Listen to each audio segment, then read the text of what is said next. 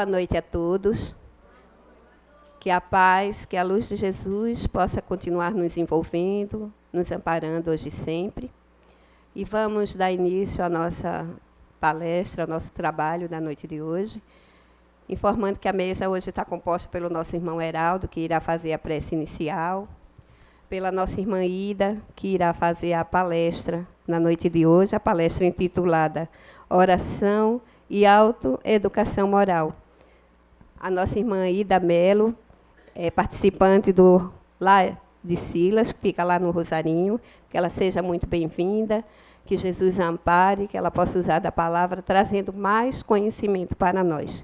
Meu nome é Margarete e estou dirigindo a palestra, os trabalhos da noite de hoje.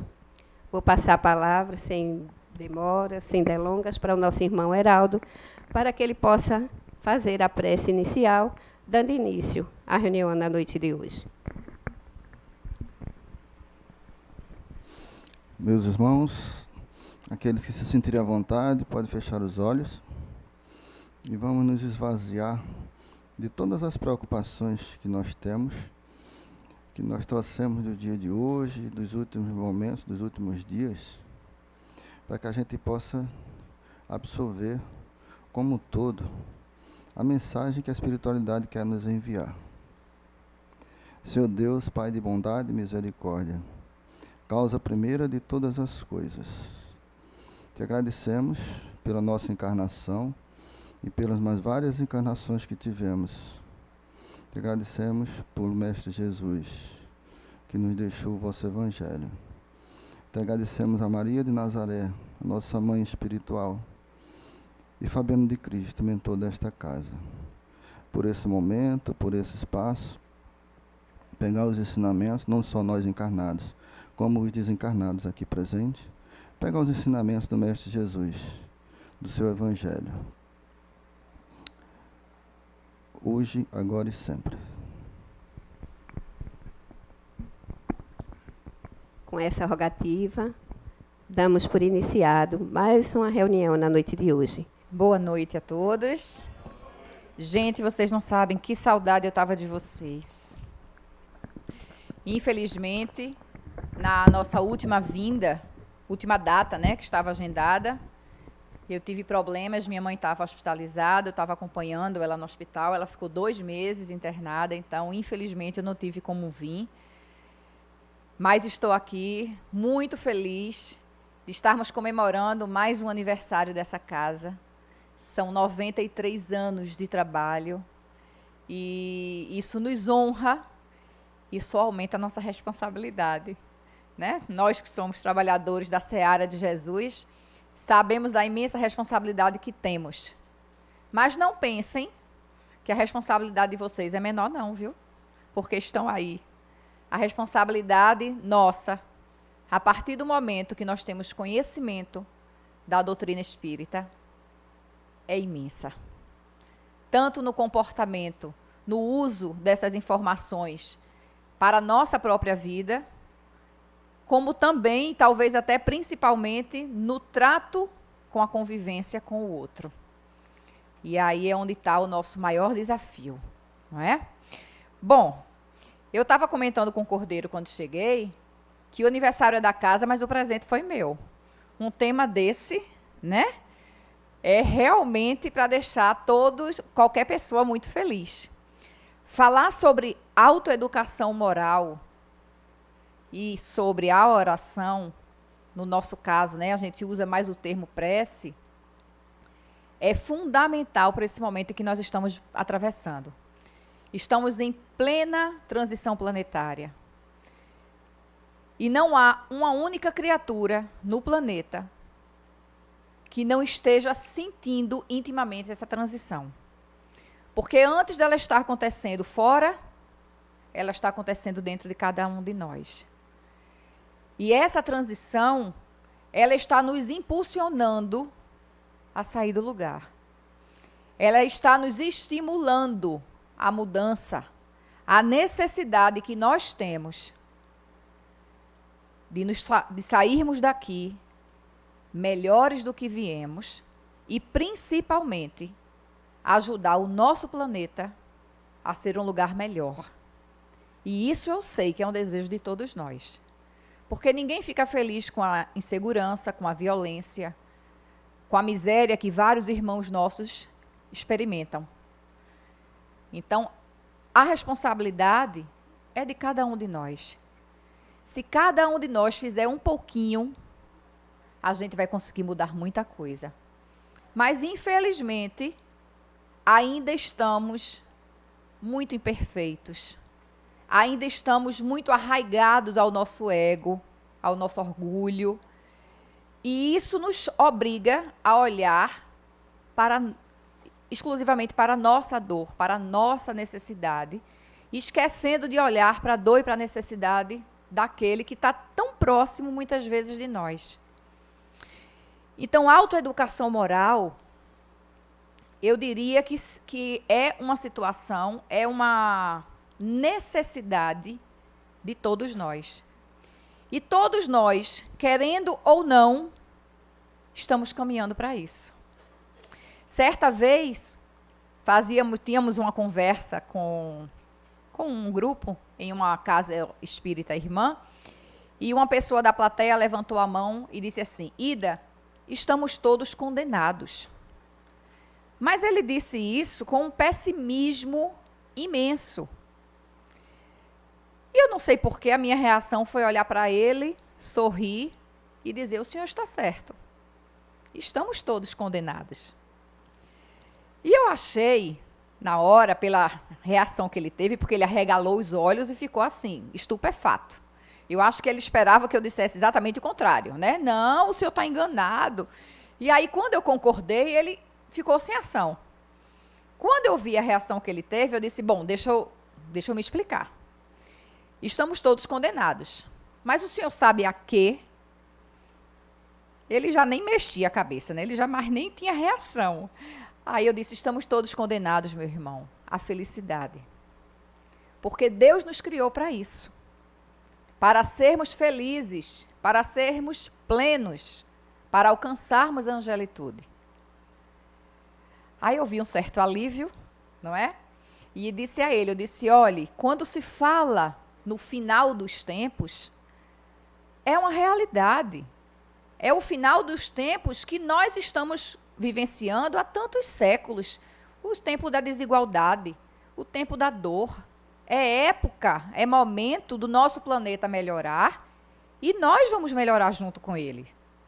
E aí, no final da nossa conversa, quando encerrou-se a reunião, ele me procurou e disse: minha irmã, quase que eu infarto quando a senhora disse que era verdade, que estávamos condenados. E aí nos abraçamos e ele saiu mais tranquilo.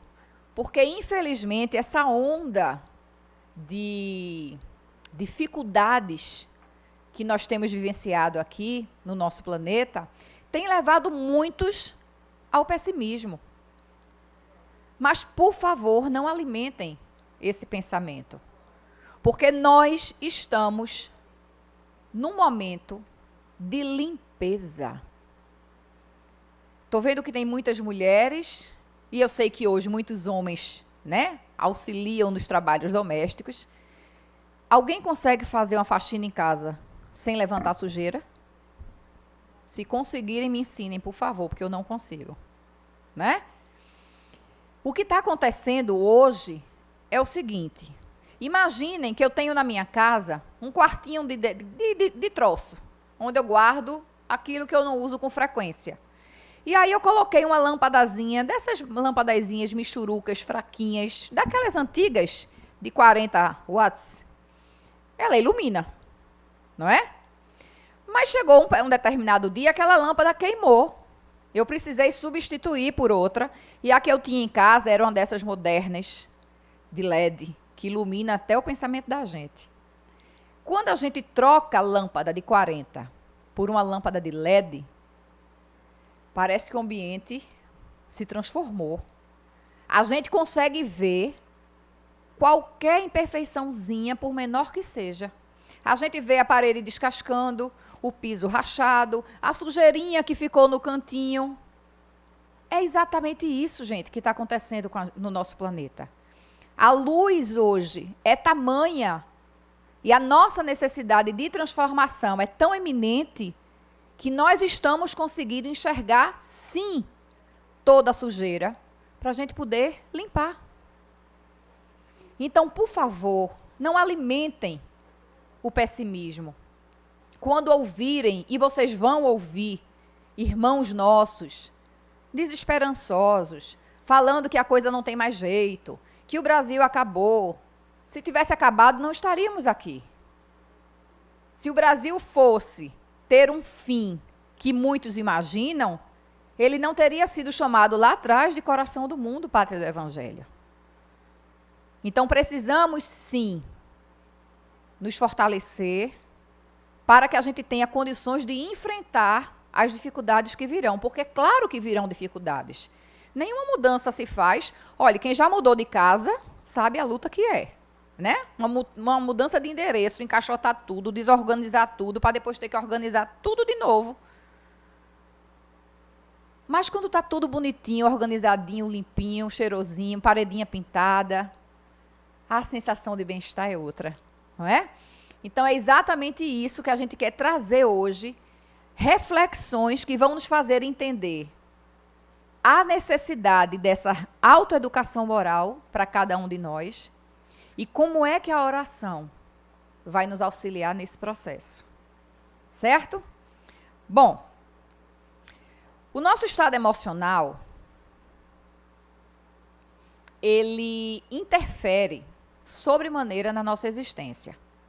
Tanto na nossa existência física, quanto quando nós deixamos o corpo físico e partimos para a espiritualidade. Se eu estou bem, se eu estou feliz, se eu tenho confiança, se eu tenho esperança no amanhã, eu vou emanar um tipo de energia que vai ser compatível com o que eu estou sentindo. Não é isso? Mas se eu não estiver bem, se eu estiver me sentindo derrotada, enfim, com todos os problemas que a gente encontra na gente quando a gente quer, porque quando a gente realmente precisa identificar as nossas imperfeições para transformar, a gente sai maquiando a coisa, né? Mas quando a gente não precisa, muita coisa aparece. Quando a gente vibra negativamente, a gente emana também essa energia. E o importante é que a gente encontre o equilíbrio emocional enquanto estamos aqui. Para que quando voltarmos ao plano físico, ao plano espiritual, nós tenhamos condições de fazer a passagem com o menos perturbação possível. Porque claro que a gente passa por uma certa perturbação, né, no momento de passagem para o plano espiritual. Mas se eu saio daqui revoltada, irritada, magoada, eu vou chegar lá sentindo a mesma coisa. Então, o estado emocional nosso, ele é importantíssimo para guiar a nossa existência. Essa evolução moral que nós estamos buscando, esse progresso moral, ele tem uma relação direta com o amadurecimento emocional nosso. E a gente precisa entender, e muito se fala na casa espírita, que nós somos o que pensamos. O nosso pensamento, a gente pensa que, eu só estou pensando, é só para mim mesmo. Não. O que a gente pensa, ele é captado no mundo invisível pelos afins. Então, se eu penso algo negativo, eu vou chamar a atenção daqueles que estão na mesma sintonia que eu e vou atraí-los para junto de mim. Um dia desses nós tivemos um amigo, né, um palestrante lá na casa a qual eu sou vinculada, ao Lar de Silas, e ele chamou a atenção para uma coisa muito interessante, que poucos de nós atentam para esses detalhes. Uma coisa tão simples, gente. Quando a gente diz assim, eu não desejo mais o mal para ninguém, eu já venci essa etapa. Aí ele nos levou a refletir se de fato vencemos mesmo. Aí ele disse assim, vamos partir para uma coisa assim, bem prática, principalmente do brasileiro. Novela. Séries, filmes. Certo? Sempre tem um personagem que é, com licença da palavra, o pé da besta. Que apronta com todo mundo, que prejudica todo mundo, que faz mal a todo mundo. E que a gente fica naquela ansiedade de saber o fim que aquela criatura vai ter no final da história. E quando aquela criatura tem o fim que a gente acha que ela merece ter, bem feito, merecia, não é? Podem rir que eu sei que é. Porque isso é com todo mundo. Aquela criatura, meu Deus, fez muito mal. O fim dele devia ser pior do que foi. Nesse momento, estamos vibrando violência. Mas, Ida, eu estou me referindo a uma obra de ficção, a uma cena de novela, uma coisa que foi filmada, foi representada. Pois é, mas a energia foi criada aqui dentro. E a energia que eu criei aqui dentro gerou pensamentos, porque quando a gente cria essa energia, a nossa mente cria, muitas vezes até a cena na nossa cabeça. E uma vez a energia criada, eu libero ela para o meio. E faz mal do mesmo jeito. Claro que é uma obra de ficção.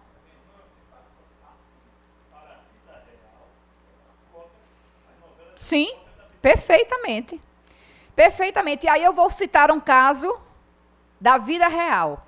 Alguns anos atrás, nós acompanhamos aqui no Recife um acidente de trânsito que vitimou parte de uma família. Né? Um rapaz que cruzou um sinal fechado, bateu num carro de uma família e desencarnou nesse acidente a mãe, a babá, que estava grávida, e o menininho, o filhinho. Ficou o pai e a filha Marcelinha. Pois bem, quantos eu ouvi dizer assim, aquela criatura, referindo-se ao causador do acidente, não é? Deveria ser amarrada no carro e ser puxada pela rua. E aí essas mesmas pessoas que diziam isso, falavam, mas a violência está muito grande, precisa ser feita alguma coisa. Mas como é que a gente vai querer diminuir a violência se a gente não tira ela primeiro de dentro de nós? Porque toda mudança, gente, que nós desejamos para o nosso meio, ela tem que começar em cada um de nós. Por isso, a autoeducação moral. Por isso, a necessidade da gente observar os pequenos e mais insignificantes pensamentos que a gente acha que tenham para poder modificar isso. O Livro dos Espíritos, ele diz em uma das suas questões que há coisas que nós fazemos e interpretamos como bobagens, mas que são graves faltas perante Deus. Mas a gente está tão acostumado a todo mundo faz. Nessa história de todo mundo faz, a gente vai atrasando a nossa caminhada. Porque aquele que não faz, ele é o estranho. Ele é o bobo da história. Porque, infelizmente, hoje, fazer o certo é sinônimo de ser bobo. Então, é preciso que a gente observe as escolhas que nós fazemos, os pensamentos que nós alimentamos, porque muitos desses pensamentos, muitos deles são sugestões de irmãos nossos ainda perturbados, ainda envolvidos na sombra, na dor, que querem nos prejudicar a caminhada, que querem atrasar o nosso progresso. E aí eles jogam aquela sugestão para a gente. Se eu capto aquela sugestão, me abraço com ela, era tudo que ele queria. Mas se eu repilo aquela sugestão de pronto, não quero pensar isso não, vou pensar em outra coisa, vou imaginar a imagem de Jesus, vou fazer uma oração. Eu estou afastando de mim aquela sugestão que foi feita, no intuito de aproveitar-se da nossa imperfeição, porque somos todos ainda imperfeitos, estamos ainda, né? Não somos, estamos ainda imperfeitos. E aí, no momento de invigilância, a gente permite cair nas teias do mal. Então, vamos lá. É preciso que a gente entenda que quando o nosso espírito ele está vibrando negativamente, a gente considera que o espírito está adoecido, não é? Ele não é mau. Ele está atravessando uma fase complicada. Porque nenhum de nós foi criado para ser mau. Todos nós fomos criados simples e ignorantes. E cada um de nós que aqui estamos, encarnados e desencarnados, recebemos as mesmas oportunidades e ferramentas de Deus para o nosso progresso, para a nossa jornada evolutiva. Alguns estão aproveitando um pouquinho mais do que outros. Por isso que a gente fala, espíritos superiores, eles estão momentaneamente superiores a nós. Como nós estamos já em situação superior a outros. Mas tudo isso é relativo. Tudo isso é momento. A partir do momento que eu desperto e entendo que eu preciso modificar e que eu vou buscar em mim mesmo o que é que eu preciso modificar, a coisa acontece de uma forma tão natural que tudo que a gente diz assim, Ida, é muito difícil fazer reforma íntima. Até a gente decidir. É igual aquela história, eu preciso fazer dieta. Aí vou para o médico, tomo remédio, passo fome, aí consigo emagrecer. Mas no dia que eu paro de tomar o remédio, de passar fome e de ir para o médico, eu engordo de novo. Porque só está funcionando enquanto fatores externos estão atuando em mim. Quando eu paro o uso do fator externo, o meu comportamento volta. Então, a decisão de transformação precisa ser tomada por nós. Nós não podemos mais permanecer nas palavras. É lindo o que o Espiritismo nos orienta. Ele responde todas as nossas questões. Não adianta nada se a gente não fizer nada com o que a gente está recebendo dele. Acabou o tempo de ficarmos na zona de conforto. Eu preciso sair do quadrado, eu preciso dar um passo adiante, mesmo sem saber o que eu vou encontrar mais na frente. Mas eu preciso confiar na assistência que o alto me dispensa, no intuito de melhorar como espírito. E, consequentemente, melhorarmos moralmente, realizarmos a autoeducação moral. Quais são os fatores de adoecimento do espírito? O que é que leva o nosso espírito a adoecer? Apego à matéria. Apego é danado, né? Apego à matéria e desconhecimento ou ignorância da vida futura. Gente, se eu sei que eu não sou daqui, eu estou aqui por uma necessidade evolutiva minha. Se eu sei que não sou daqui, e se eu tenho consciência de que saindo daqui, o meu futuro me espera grandioso, porque a minha vida, ela não encerra no túmulo, eu vou me apegar por quê? Por que as pessoas sofrem e se muitas vezes se dedicam tanto a conquistas materiais, muitas vezes prejudicando o outro, muitas vezes passando por cima de um próximo, sabendo que aquilo vai ficar aqui. Nada do que tem aqui nos pertence. Tudo é empréstimo. No dia que a gente voltar, toda a matéria fica aqui, inclusive o nosso corpo físico. Eu só vou levar daqui o que eu construí moralmente. O bem que eu fiz, as conquistas das virtudes que eu consegui alcançar e o mal também que eu fizer. Mas o carro, a joia, o apartamento, a lancha, eu não estou dizendo com isso que a gente não deve ter, tá? O que a gente precisa, e agora eu faço uma referência ao meu querido e saudoso amigo Lourenço Barros. A primeira vez que eu fui ao grupo de estudos de Joana de Ângeles, lá no Ceci Costa, em Olinda, Lourenço me falou o seguinte: Ida, estamos no mundo. Precisamos aprender a viver no mundo usando o que o mundo nos oferece, mas sem nos apegar a ele. Eu agora tenho isso, posso desfrutar, desfruto, divido, compartilho, mas sabendo que aquilo não é meu. Isso diminui muito o sofrimento para a gente.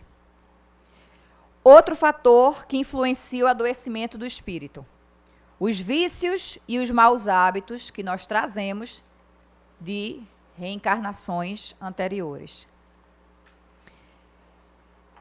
Eu assisti essa semana a um videozinho no WhatsApp que ele falava sobre a evolução do homem, do mundo e do espírito. E nesse vídeo ele deixa muito claro que nenhuma evolução, e isso a gente sabe porque os espíritos nos dizem constantemente isso, nenhuma evolução acontece de um dia para o outro. Ao final do nosso trabalho de hoje, por mais que vocês amem a nossa conversa e se convençam da necessidade da autotransformação, vocês não vão conseguir chegar em casa, dormir e dizer: amanhã eu vou acordar outra pessoa.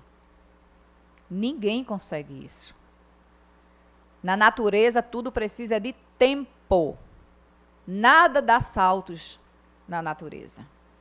Se eu preciso plantar uma árvore, uma mangueira, eu vou pegar a semente da manga, vou plantar, sabendo que ali ela vai apodrecer, vai estourar, vai fazer o primeiro, germinar a primeira folhinha, até ela virar uma árvore e frutificar e me oferecer a manga que eu estou querendo, vai demorar.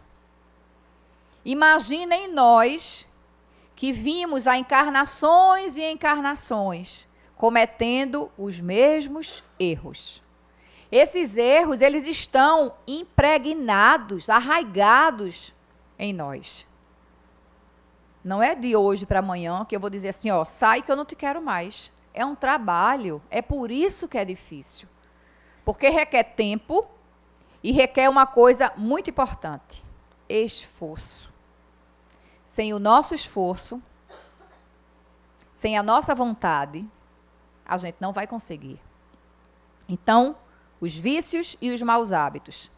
E aí eu volto a fazer relação a nós vigiarmos o que pensamos, o que temos vontade de fazer, ainda que não façamos, porque hoje nós já estamos num nível evolutivo que a gente já sabe, eita, me deu uma vontade de fazer isso, mas eu não vou fazer não, porque eu sei que está errado.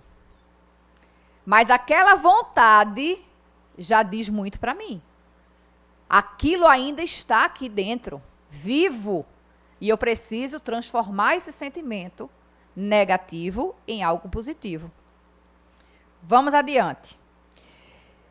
Outro fator é a acomodação, a falta de aspiração ao progresso. Gente, nós somos extremamente acomodados.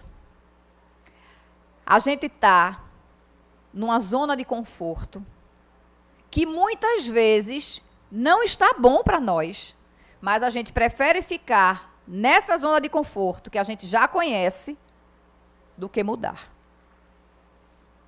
E eu vou dizer uma coisa para vocês. Essa resistência dá muito mais trabalho do que a mudança em si. Imaginem, vou voltar ao exemplo da mudança. Imaginem que eu tenho que mudar de casa, mas eu ainda não estou muito feliz com essa mudança. A mudança está toda arrumadinha, aí eu pego a mudança, desço pelo elevador, as caixas todinha. Quando eu chego lá embaixo, eu me arrependo, pego as caixas, trago tudinho de volta. Aí eu digo, não, mas eu tenho que fazer, eu tenho que trazer o apartamento. Desço as caixas todinhas de novo. Mas quando eu chego lá embaixo, me arrependo de novo. Ai, eu não vou conseguir. Traz as caixas tudo de volta. Não é muito mais trabalhoso? Aspirar o progresso, querendo ou não, a gente vai ter que fazer isso. Porque a lei do progresso ela é para todos nós. Felizes daqueles que buscam o progresso porque querem melhorar-se. Porque se não fizer por vontade própria, a vida fará por nós. Porque pense numa disciplinadora exemplar é a vida. Ela vira a nossa existência de cabeça para baixo, puxa o tapete, derruba a gente, tira o chão, para depois a gente chegar à conclusão, como foi bom tudo isso que eu passei. Porque trouxe algo de muito positivo para nós. E a gente reluta em buscar o progresso, em nos melhorarmos. Outro dia, falávamos com uma amiga e ela dizia assim, Ida, eu adoro o espiritismo. Olha, eu passaria o dia inteiro ouvindo vocês falando. Eu digo, olha, mas tem livros. Livro, eu odeio ler. Me dá um cansaço. Cadê o esforço? Cadê a vontade de buscar? Tudo é um exercício, gente. Tudo é prática. A gente começa com uma paginazinha, um parágrafozinho. De repente, aquele parágrafozinho já não é suficiente. Eu vou ler hoje um capítulo inteiro. Mas o capítulo foi tão bom que eu não consegui parar em um capítulo. Vou passar para o outro. E assim a gente vai se adaptando a novas circunstâncias. E isso é em tudo na nossa existência. E daí a necessidade da nossa vigilância para nós nos adaptarmos ao que é bom. Ao que vai nos favorecer e vai nos ajudar e facilitar no nosso progresso moral. Se não for assim, não podemos reclamar das dores e dos sofrimentos, porque, infelizmente, a maioria de nós só desperta através da dor.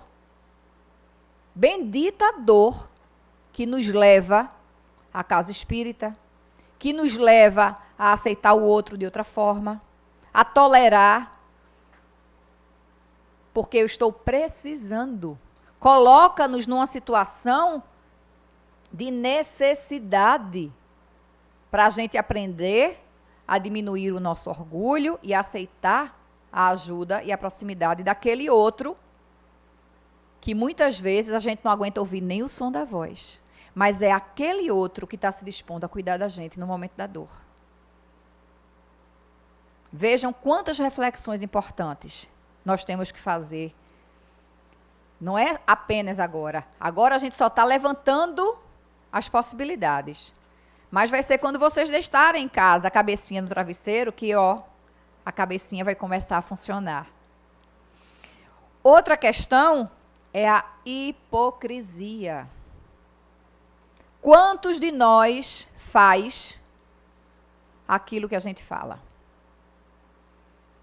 Quantos de nós divulga a necessidade do esforço, da transformação, mas se esforça e busca se transformar? Porque é muito fácil a gente cobrar a transformação do outro. Chegar para o outro e dizer, você precisa melhorar. Ninguém aguenta conviver com você. Seu mau humor, seu egoísmo, seu orgulho machuca todo mundo. É muito fácil, gente.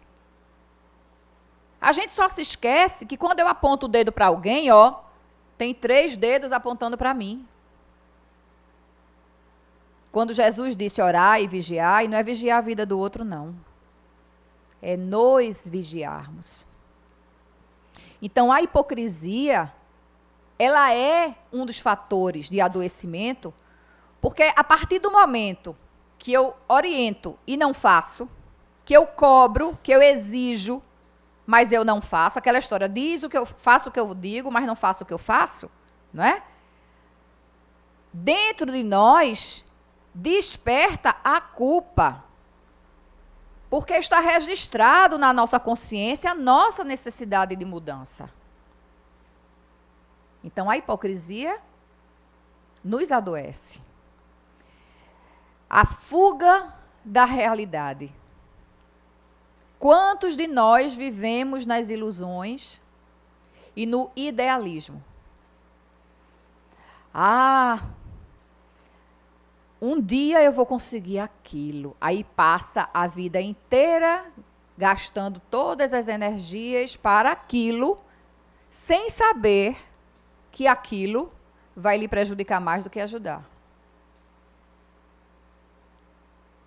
A assistência de Deus nas nossas vidas, ela é tão ampla, que até quando a gente pede algo a Deus, se Ele sabe que aquele algo vai nos prejudicar, Ele não nos favorece com aquilo. Por proteção, por misericórdia. E a gente, muitas vezes, questiona Deus. Um dia desses, numa casa espírita lá em Olinda, uma pessoa chegou junto de mim, eu falei sobre provas, e ela disse assim, Ida, Deus é maravilhoso. Eu fiquei feliz, né? Eu digo, poxa. Ela disse, olha, eu pedi uma graça e eu alcancei a graça. Deus é perfeito. Aí eu disse, me diga só uma coisa. Se você não tivesse alcançado a graça, Deus continuaria sendo perfeito e maravilhoso para você? Ou você ia começar a questionar algumas coisas de Deus? Ela não me respondeu. Porque nós somos assim. Quando nós somos atendidos nas nossas necessidades, todo mundo é perfeito, é maravilhoso, a vida é linda, colorida, cheia de perfume. Mas quando uma coisinha, por menor que seja, não nos agrada, basta uma coisinha, vira tudo pelo avesso. Então, fugir da realidade. E aí eu coloco a questão da nossa transformação. Porque nós fugimos da realidade várias vezes, quando nós não nos olhamos com sinceridade para nos autoconhecermos. Quando eu maquio o meu comportamento, quando eu uso máscaras e disfarces para as minhas imperfeições, eu estou fugindo da realidade. E da pior realidade, porque é a minha realidade, não é a do outro, é a minha. E lá no fundo, eu sei que a minha realidade não é aquela que eu quero acreditar que seja. Por isso, títulos, cargos, profissões, sobrenomes, não querem dizer absolutamente nada no plano espiritual. E é por isso que tantas pessoas sofrem quando desencarnam, porque ocupavam lugares de destaque aqui, quando chegam lá, querem ser recebidos da mesma forma. E não são. Até porque o que vai indicar como nós seremos recebidos lá é a forma como nós vivemos aqui. Como nós tratávamos aquele que era subordinado a nós. Aquele menor para os nossos olhos físicos. Porque ninguém é menor do que ninguém aos olhos de Deus. Vamos em frente porque o relógio não para. Ignorância sobre si mesmo e a falta de sentido para viver. Se eu não procuro buscar em mim a compreensão das mudanças que eu preciso fazer, eu não sei o que eu preciso mudar. Se eu estou sofrendo e uma pessoa chega junto de mim e diz assim, Ida, você está sofrendo porque você tem muita imperfeição, você precisa mudar. Se eu não buscar essas imperfeições, como é que eu vou mudar? Eu não sei. Então é preciso um diagnóstico de quem eu sou, do que se passa em mim. E isso só quem vai poder fazer é cada um de nós. É aquela história de parar na frente do espelho, tirar a maquiagem, tirar a máscara, tirar a roupa e se olhar como é. Mas não é olhar-se fisicamente, é olhar-se intimamente. Quais são as tendências que eu tenho? Por que é que eu sofro nesse campo específico da vida? Eu luto, eu faço de tudo, mas eu continuo sofrendo a mesma dor. O que é que esta dor está querendo me ensinar? É isso que a gente precisa observar. E a falta do sentido para viver, ela vem exatamente desse não conhecimento. Se eu não sei que eu tenho uma vida futura, que eu sou um espírito imortal, que o que morre é o meu corpo físico e me liberta, se eu não entendo isso, aí eu perco o sentido para viver.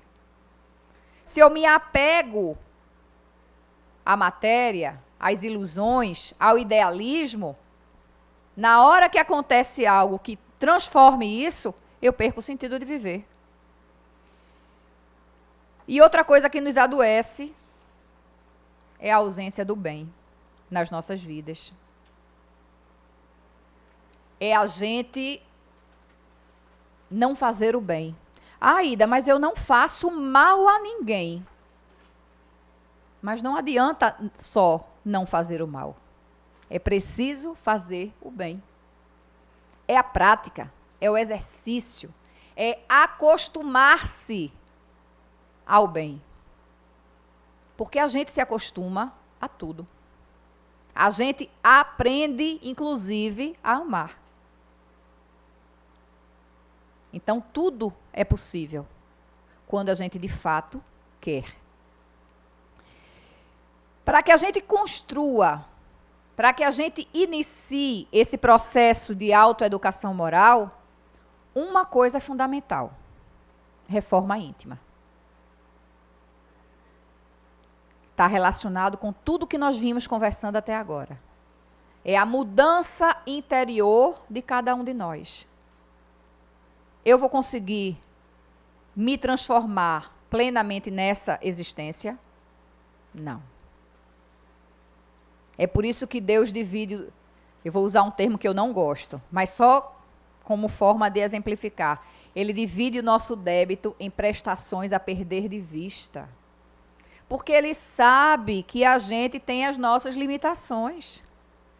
E Ele sabe que uma vez na carne, estamos envoltos na densa energia do planeta, que ainda é, apesar do momento de transformação, ainda é um planeta de provas e expiações e, consequentemente, de dores e provações. Nenhuma reforma íntima pode se fazer sem o autoconhecimento. É exatamente isso que a gente vinha falando, é olhar para dentro de si, mas com uma situação muito peculiar e muito importante. Aceitando as nossas imperfeições. E não entrando num clima de derrotismo e de que eu não tenho jeito.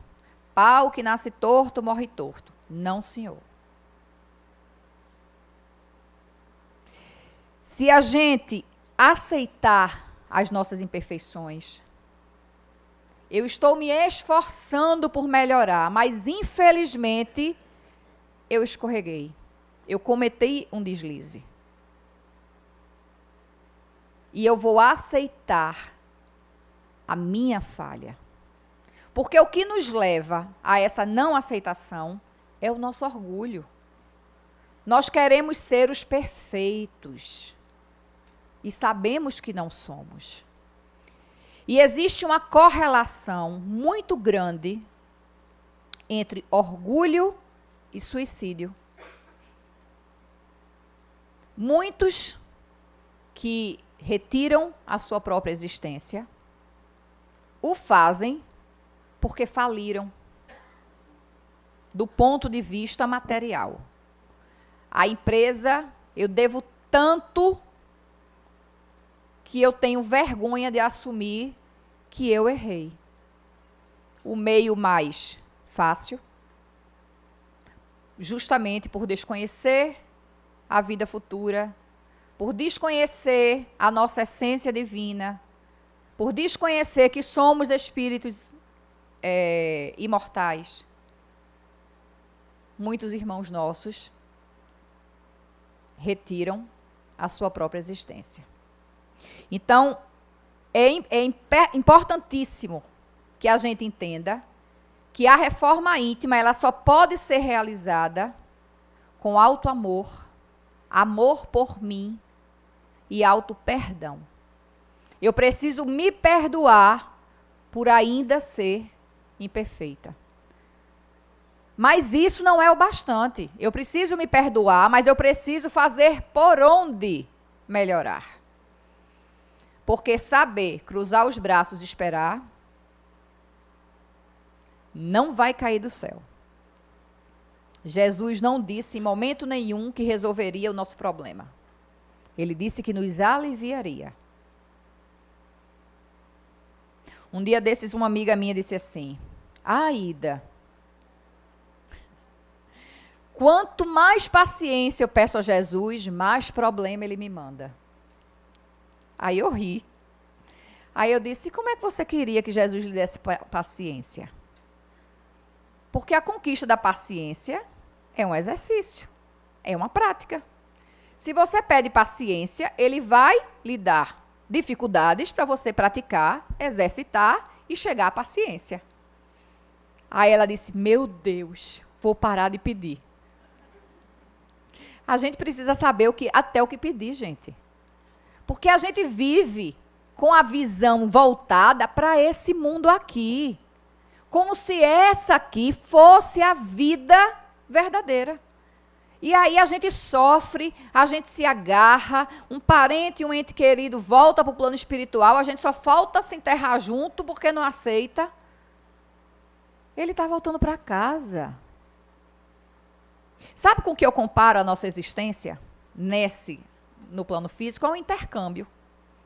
Imaginem que eu estava lá no plano espiritual, estudando, porque a gente lá não fica na nuvem deitadinho, tocando harpa, ouvindo os anjinhos tocando harpa, não, viu? Lá é estudo, é trabalho, é puxado. A gente tem descanso, inclusive, menos do que a gente descansa aqui. E aí, imagine que eu estava lá, estudando, trabalhando com meus afazeres, aí uma pessoa chega junto de mim e diz assim: ô Ida, tu quer fazer um intercâmbio fora? Um intercâmbio?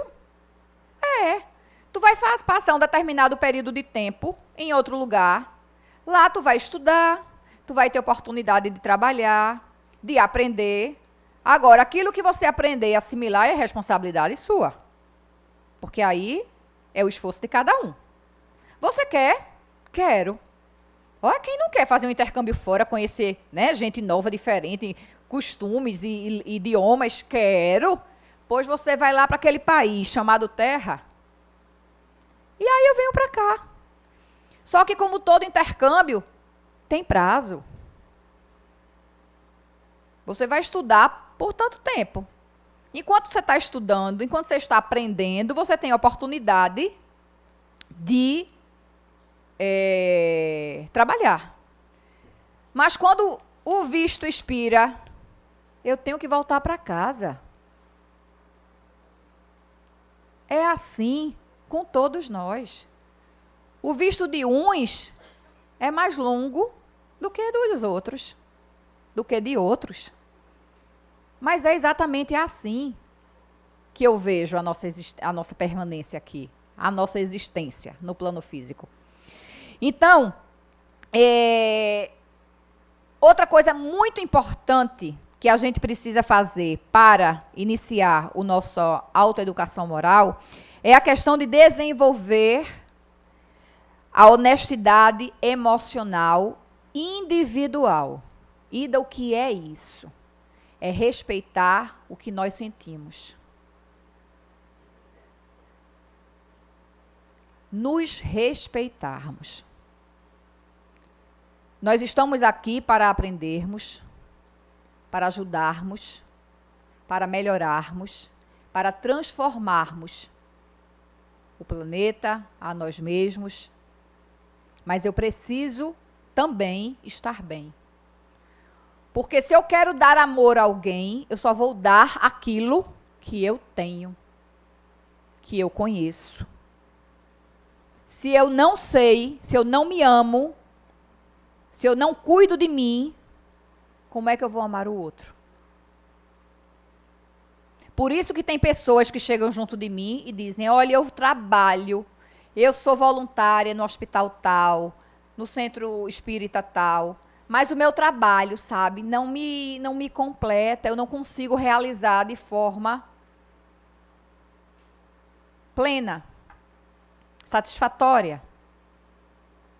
Será que esse trabalho ele está sendo feito realmente porque a gente tem essa vontade de fazer ou porque eu sei que o trabalho vai me ajudar quando eu voltar para lá?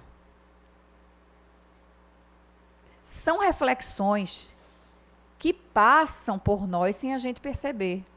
Então, esse processo de autoeducação moral, ele é melindroso, sim.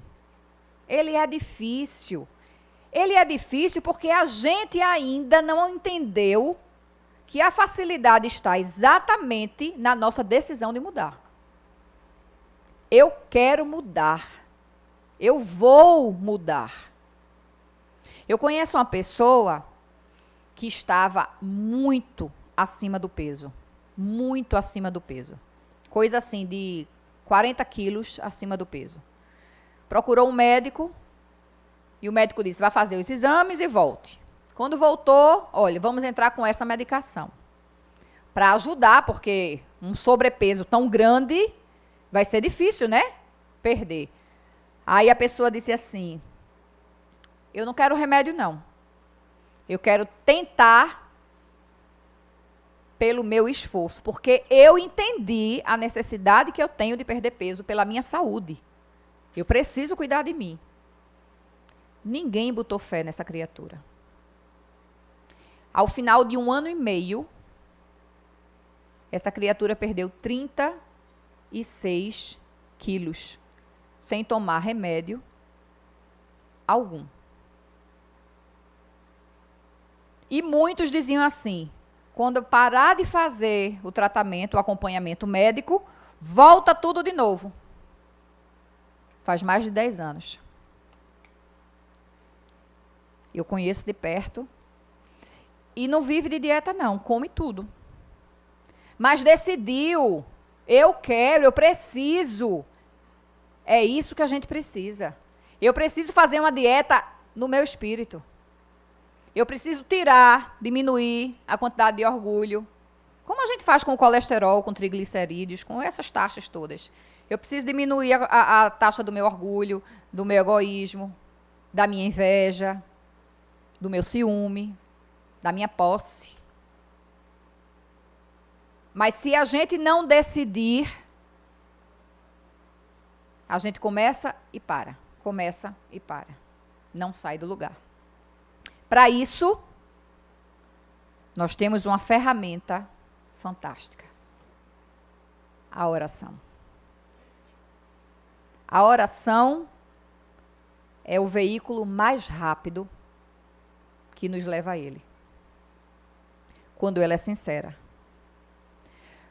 Quando ela é verdadeira, nenhum de nós fica sem resposta. Mas aí entra aquela questão de que é necessário ter olhos de ver e ouvidos de ouvir. e sentidos para perceber. Porque nem sempre a coisa vai acontecer claramente assim aos nossos olhos. Mas quando a gente se dispõe a confiar, é muito importante que a gente entenda o seguinte. Nós temos um Pai, que Ele é onisciente. Ele está a par de tudo que acontece. Se Ele sabe de uma folhinha seca que cai de uma árvore, Ele não vai saber do que se passa conosco? Seus filhos, seus herdeiros. Primeiro princípio, né? Segunda coisa, o amor de Deus por nós é tão grande que Ele nos deu um guardião 24 horas do nosso lado, que é o nosso anjo da guarda, guia espiritual, espírito protetor, seja lá como a gente conceitue. Essa criatura está do nosso lado em todos os instantes. Nem sempre Ele consegue nos auxiliar porque nós não permitimos. Pela nossa conduta, pelas nossas escolhas, pelo nosso comportamento, pela nossa vibração, pela nossa emanação de energia. Nem sempre, mas Ele está ali, só esperando a oportunidade. Algum tempo atrás, eu passei por um momento bem difícil, muito complicado, e eu estava assim, muito angustiada em encontrar um caminho a seguir. E aí eu procurei, através de uma ligação, o nosso querido Frederico Menezes. Disse: Fred, por favor, pede por mim, nas tuas vibrações.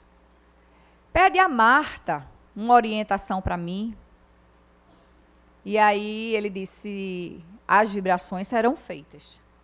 Porém, não esqueça que você tem um guia junto de você. Você não precisa pedir ajuda ao guia dos outros. Você tem o seu. E aquilo me tocou. Porque eu sei que eu tenho o meu guia, mas por que eu não recorri a ele? Por que eu achei que o de lá era melhor do que o meu? Né? Enfim, alguns dias depois, foi dia do meu evangelho no lar. Eu fiz a minha reunião, fiz a prece, e na prece final, eu fui tomada de uma emoção. Gente, eu não sou médium, assim, eu não vejo, eu não escuto, mas muita coisa eu sinto e chega para mim através de sonho. Sempre. E aí, na prece final, eu me emocionei, chorei muito e me dirigi em pensamento ao meu amigo espiritual. E pedi desculpas por eu não ter dado o devido valor a ele. E, enfim, né? Me ajude, me oriente. Eu sei que você está aqui para isso. E eu sei que você me ama. Enfim. No dia seguinte, quando eu acordei, comecei a fazer as coisas, me organizar para trabalhar. De repente, me deu aquele estalo. E eu me recordei do sonho que eu tive na noite anterior. Não existia palavras no sonho. Eu apenas via alguém, um homem, de cabelos cacheados, claros, de óculos, vestido com uma túnica branca. E eu olhava, e ele apenas olhava para mim e sorria. E ali, eu soube que ele era o meu guia espiritual. E eu fiquei tomada de uma emoção tão intensa, eu fiquei tão feliz. De imediato, liguei para Fred. Fred, aconteceu isso, isso e isso. Você acha que era ele? Aí ele disse: você tem alguma dúvida? Eu disse: não, mas eu não sou médium. Aí ele disse: confie na sua intuição. Aí eu ria e disse assim: poxa, ele nem me disse o nome. Aí ele deu uma risada e disse assim: você quer um pouquinho demais, né? Ele apresentou-se para você e você ainda queria saber o nome? A gente nunca está satisfeito com as coisas que a gente quer, né? Com o que a gente tem. Gente, são coisas que acontecem que a gente às vezes diz assim: eu não tenho essa assistência. Por que você não tem? Talvez você não tenha ainda direcionado a sua atenção para essa assistência. No momento em que a dor me incomodou e que eu me senti perdida e busquei a ajuda, ela foi clara para mim. Eu não sou melhor do que nenhum de vocês. Não existe privilégio algum na criação. Se aconteceu comigo, acontece com qualquer um de vocês. O que a gente precisa é entender da assistência que nós temos. E essa assistência, ela se faz, muitas vezes, através da oração. Quantas vezes a gente vai dormir preocupado, angustiado com a solução de um determinado problema, aí a gente lembra de orar. Quando incomoda, eita, eu vou fazer uma prece, eu vou rezar, vou pedir a Deus, a Maria, a José, a nossa, né? Aí aparece um bocado de santo que vai nos atender, porque a gente está precisando daquilo. Mas mesmo diante desse nosso comportamento de só buscar na hora da dor, nem assim eles deixam de nos atender. No Evangelho segundo o Espiritismo, no capítulo 27, na ação da prece, ele diz o seguinte. Vou pedir a permissão de vocês de ler, para não cometer o erro de errar alguma palavra, de trocar alguma palavra, tá? Pela prece, o homem chama para si o concurso dos bons espíritos, que vem sustentá-lo nas suas boas resoluções e inspirar-lhes bons pensamentos. Adquire, assim, a força moral necessária para vencer as dificuldades e reentrar no caminho reto se dele se afastou. Assim como afastar de si os males que atrai por sua própria falta. Vejam quantos benefícios a prece nos traz. E a gente esquece de fazê-la. A gente esquece de iniciar o dia elevando os nossos pensamentos e agradecendo pela oportunidade de estar aqui. Porque por mais difícil que esteja a nossa existência, por mais desafios que estejamos enfrentando, estarmos aqui é uma bênção. A espiritualidade, nas mesas mediúnicas, vivem dizendo da quantidade de irmãos lá no plano espiritual, esperando uma oportunidade de estar aqui, reparando faltas antigas. E nós estamos aqui. E como é que nós estamos aproveitando a oportunidade que nós estamos tendo? Aida, se eu sou um espírito eterno, se eu sou imortal, eu tenho muito tempo para pensar nisso. Eu já ouvi alguém me dizer isso. Por que é que eu vou deixar para depois o que eu posso fazer agora? Se essa mudança vai diminuir o meu sofrimento. Quando a gente está num determinado ponto em que nós dizemos assim, a minha luta está muito maior do que estava antes. Se a nossa luta aumentou, é porque nós estamos um pouco mais fortes. E se eu estou mais forte, a espiritualidade está me dando um pouquinho mais de bagagem para eu deixar para trás. A prece, ela é fundamental para nos sustentar nos nossos momentos de dor. Fundamental. Porque ela nos equilibra, ela nos traz conforto, serenidade. Ela nos dá o estímulo e a paz que a gente precisa ter para enfrentar as nossas dificuldades. Por isso, a correlação entre oração e o esforço que nós precisamos ter para nos transformarmos moralmente, ela é direta. Porque podem ter certeza que diante das nossas imperfeições, nós vamos fraquejar em alguns momentos. E é através dela que nós vamos nos sentir fortalecidos para vencermos, primeiramente, a nós mesmos. Eu espero ter deixado um bocado de pulguinha na orelha de vocês. Eu espero que, assim como Francisco de Assis nos orientou, que ao final do dia, ao deitarmos na nossa cama, nós pensássemos o que nós poderíamos ter feito diferente no dia de hoje. E eu espero de todo o coração ter contribuído um pouquinho com as reflexões de vocês. Porque todos nós precisamos e merecemos ser felizes. Mas a minha felicidade, ela não vai ser plena se vocês não forem felizes também. Somos todos irmãos e o crescimento tem que ser para todos nós. Muita paz. Que Jesus esteja de mãos dadas com vocês a todo instante. E que no momento em que a dor incomodar, agradeçam a Deus por ela. Porque é ela que vai nos despertar e vai nos impulsionar a nossa transformação. Paz e bem para todos. Bom, só temos a agradecer a nossa irmã esses ensinamentos na noite de hoje, que ela possa levar de todos que fazem o SELEC um abraço fraterno para todos que fazem o Lar de Silas, que ela também possa continuar divulgando essa doutrina que esclarece, que ampara, que acolhe todos nós.